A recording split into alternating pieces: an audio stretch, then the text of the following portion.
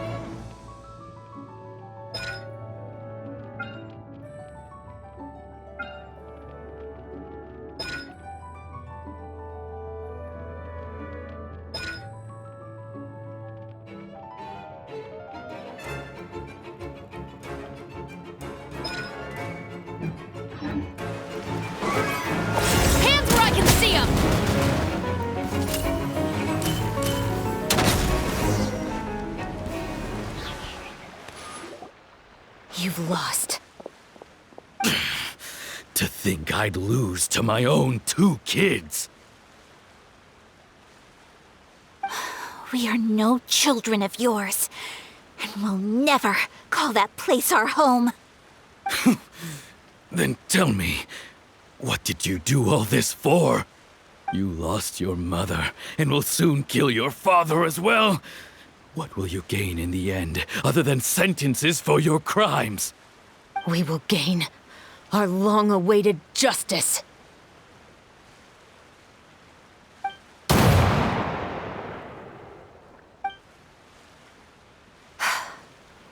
It's over. Finally, it's over.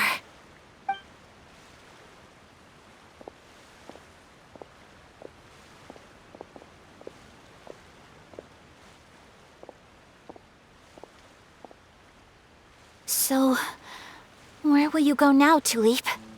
I'm not too sure, Iris. Maybe somewhere with lots of flowers? After all, Mother always did love going where the blossoms were. What about you? I want to go visit Mother's grave. Yeah, that's not a bad idea. Huh? Tulip, look! What is it? It's Mother's favorite, the rainbow rose. Look, it's blooming again. Excellent! That was beyond mesmerizing. Even I didn't expect this scene to go so well. And we got it in a single take. All right, everyone. We've got a wrap for Tulip and Iris. Congratulations, Ayaka and Chevreuse! Thank you. I didn't expect our parts to wrap so quickly. I wish I could savor the experience for just a bit longer. Paimon totally understands. Paimon's not ready to say goodbye to the clapperboard either. Filming has really been a lot of fun. You were great too, Chevreuse. The way you said, long-awaited justice. It gave Paimon chills. That is indeed my favorite line in the whole book. I still remember trying to act it out in my room the first few times I read it. Whoa, Paimon would have never guessed you're that type. Who doesn't like stories where the guilty are punished and justice prevails over evil? Don't forget, I'm the captain of the Special Security and Surveillance Patrol. Captain, I have something urgent to report. Please excuse me, everyone. I'll be back in just a moment. It's okay, don't worry about us.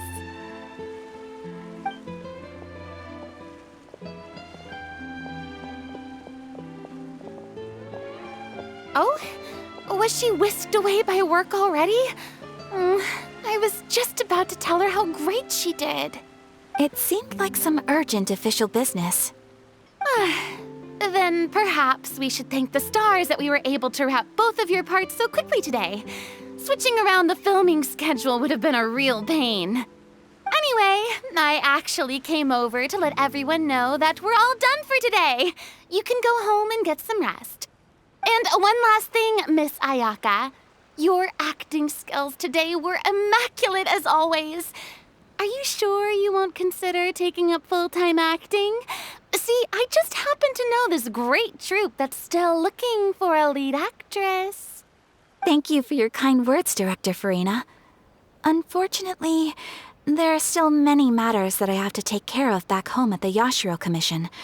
I cannot remain in Fontaine to pursue an acting career. Nevertheless, I will make sure to treasure this incredible opportunity in my heart. Oh, that's a shame, but I understand. Just let me know if you ever change your mind. I believe it's also about time for me to take my leave. But hopefully I'll see you on set over the next few days. Even though my part's wrapped, I'd still like to swing by and help out the crew. See you tomorrow, Traveler and Paimon. Yep, see you tomorrow. Well, what should we do next? Maybe we'll go investigate the case some more with Chevreuse today. Traveler, Paimon, please come with me. Huh? Where are we going? You could say that our ship has finally chanced upon one of those small, remote islands of intel.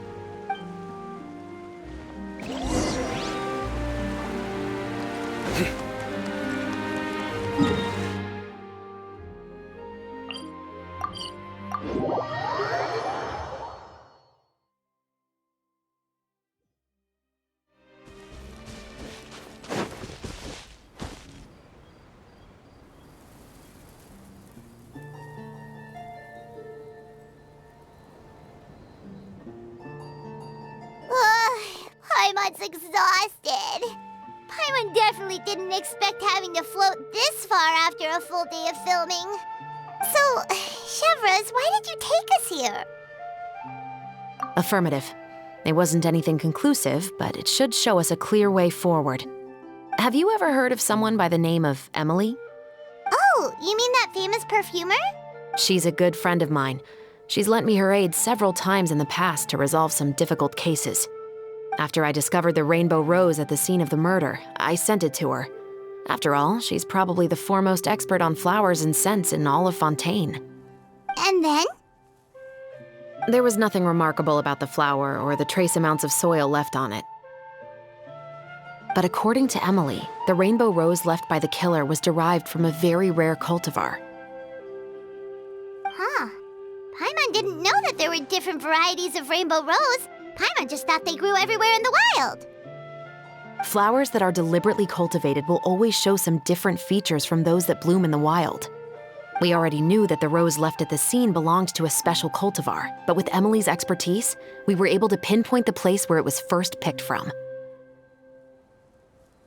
Oh, Paimon gets it now. So whoever first planted that rainbow rose was probably the killer. Precisely. And after we checked what we learned against some sales records from the past, we discovered that there's only one person in all of Fontaine who could grow and sell this specific cultivar. Really? And who is it? It's the novelist. But didn't you say he had an alibi? To be clear, I haven't changed my mind about him. I still don't think he was the one who pulled the trigger. However, that doesn't mean the true culprit never visited him at his home or never purchased a rainbow rose from his garden. Whatever the case, we will have to confirm a number of things with him. So you mean the next place we need to go is... Yes, we're going to pay him a visit at his home.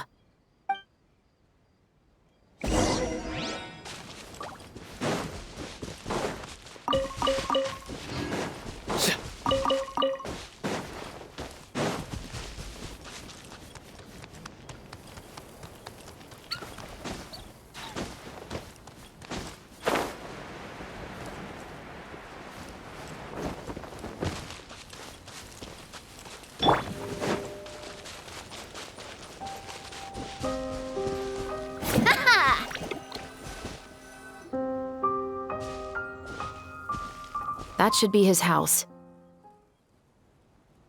There are so many Gardamex stationed around the place. That's pretty unusual, right?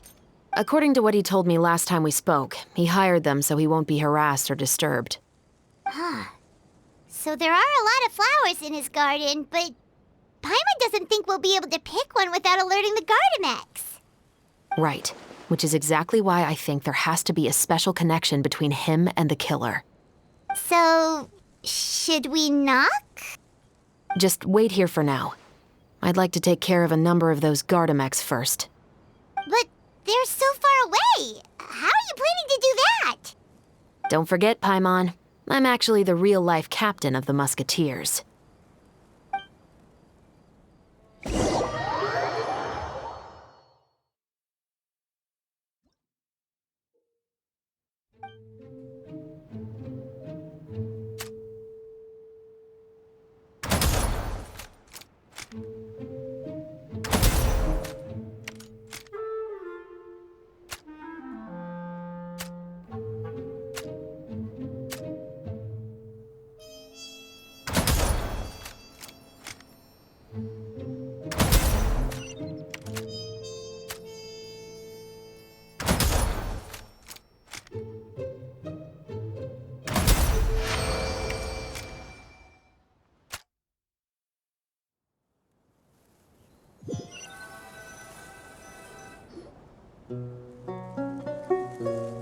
All clear.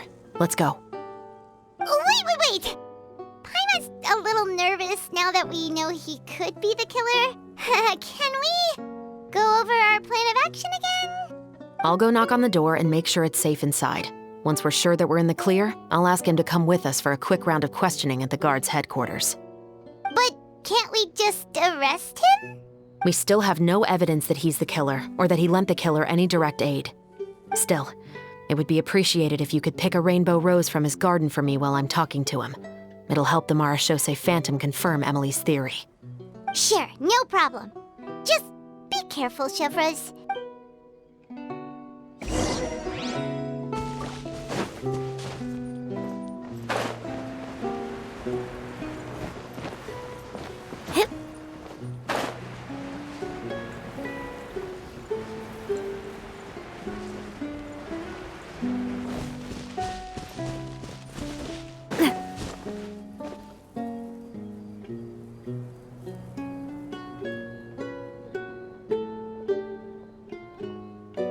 Excuse me, Mr. Baptiste, are you home?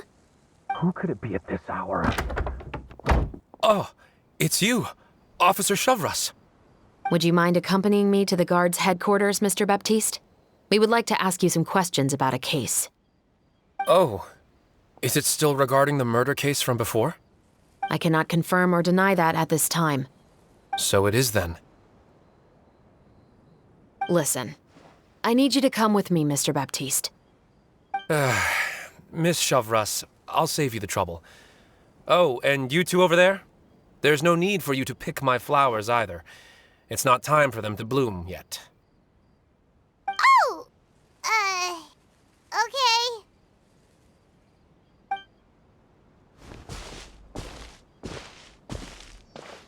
By saving me the trouble, you mean... I will confess, I was the killer. Huh? He just admitted he's guilty! Please relax, everyone. I'm not armed. The musket you're looking for has been buried in my backyard. Then it's my responsibility to inform you, Mr. Baptiste, that everything you say right now will be used as evidence for the inevitable trial. Yes, I am perfectly aware of that. I must say, I hate this feeling. Oh? Is it because I confessed? Or because you've been proven wrong? Both, I suppose. For the same reason as the one I wrote out in my novel, of course. I did it to exact revenge. I know you haven't figured out the link between the two of us. Had you done so, I'd have been taken away to the headquarters a long time ago. But that won't stop me from always remembering his grotesque face. After all, he was the one who killed my mother. Your mother is still healthy and well. You know, I was adopted as a child. I was referring to my birth mother. That was never recorded in the orphanage's records.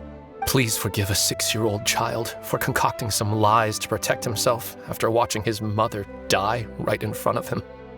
So, your novel, it was like a record of your life? No, of course not. It was a work of fiction with many embellished parts. But I am indeed the illegitimate son of a wealthy and influential man who abused his power to murder my mother. That part was 100% real. But the man you killed didn't have a mora to his name. He was a hired assassin, an irredeemable beast who sank his fangs into a defenseless woman just for a few bags of mora. But if that's really the truth, you wouldn't be telling us any of this now. You still haven't managed to take revenge against your father, the true mastermind behind it all. I never thought I'd hear that kind of thing from the captain of the Special Security and Surveillance Patrol. I'm simply skeptical about your motives. It's simple, really. I've grown tired of everything and don't want to shoulder this burden anymore. You may have considered me too soft to pull the trigger. You're exactly right. Over of the murder. So you're going to call a stop to your revenge. Mastermind is too rich and too powerful. I will never be able to avenge my mother alone. Characters in your book never gave up. Now, Officer Chevreuse, I'm the one who has killed a man, aren't I? Are you trying to convince me to commit another crime? What's your father's name? How do you plan to prove the veracity of all of your claims? Well, I'd like to speak with you privately. Sure. Why don't we speak privately at the guard's headquarters? No, it has to be here. I must ensure that we won't be overheard. Fine. Let's talk here. When I said won't be overheard, I meant by anyone. I would like to speak with you and you alone.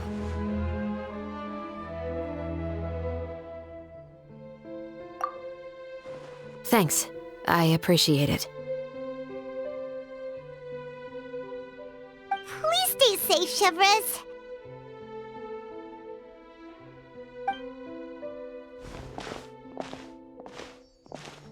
All right.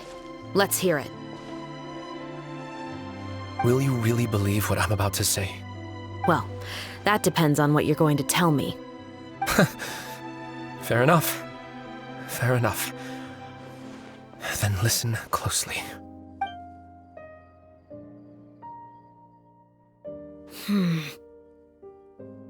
So that's how it's all connected. So, it seems you believe me after all. Do you want me to go public with this? No, of course not. At least, not right now.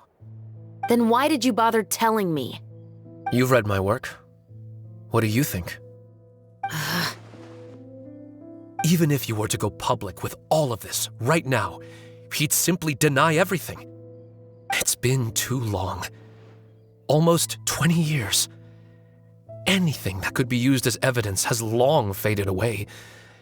Even if there might have been a solitary island of truth once upon a time, it has long sunk beneath the waves by now. Justice will never find him. Not if you don't try. I know that as the captain of the Special Security and Surveillance Patrol, you will always stand on the side of justice.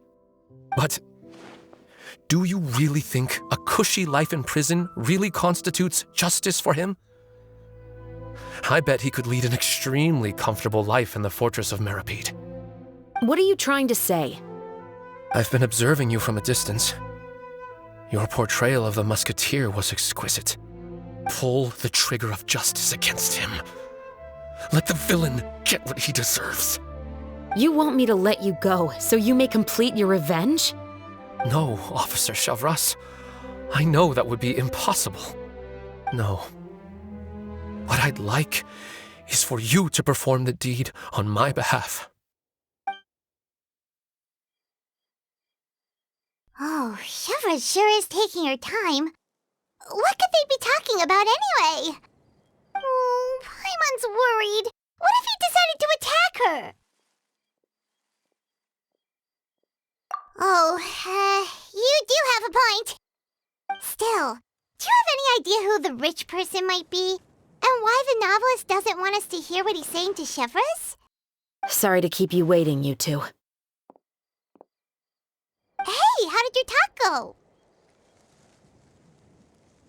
I've already sent someone to escort Baptiste back to the headquarters for questioning. He wasn't lying about the musket. It was indeed buried in his backyard. But what about the name? Did he tell you the name of the rich guy? Yes, he did. But for now, I have to return to the Special Patrol. There are still a few loose ends I need to tie up. I'll probably be quite busy over the next few days, so apologies if you don't see me on set. All right, Paimon understands if you can't tell us everything you know. We'll just keep an eye on the steambird then. Actually, there's still something else I need your help with.